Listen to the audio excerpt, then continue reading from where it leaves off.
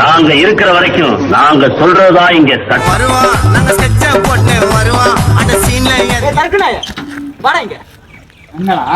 என்ன எவ்வளோ பண்ணி வச்சிருக்க?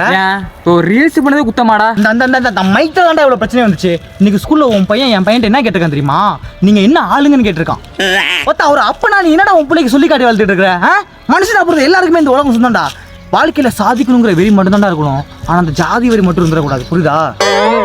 இதெல்லாம் மாறணும்னா நீ மட்டும் இல்ல, இங்க இருக்க ஒவ்வொருத்தரும் மாறணும்.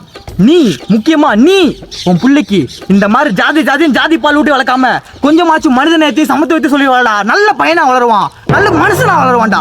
அதான்டா நமக்கு முக்கியமே. முதல்ல நான் இவ்வளவு நேரம் உன்ட்ட சொன்னேன், நீ என்னையே பார்த்துட்டு இருக்க. ஏதாச்சும் புரிஞ்சுதா? பேசுறா. ஏய் பேசுறா.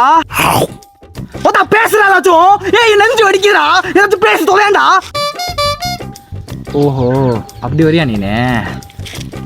சரி ஓ வயசுல வந்து மச்சான். ஆமா மச்சான், வர புஷ்பா கடை பேசினேன்.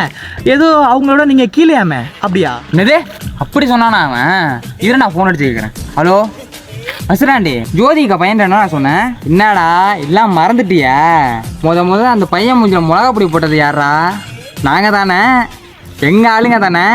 அப்புறம் என்ன, நாங்கள் தான்டா மேலே.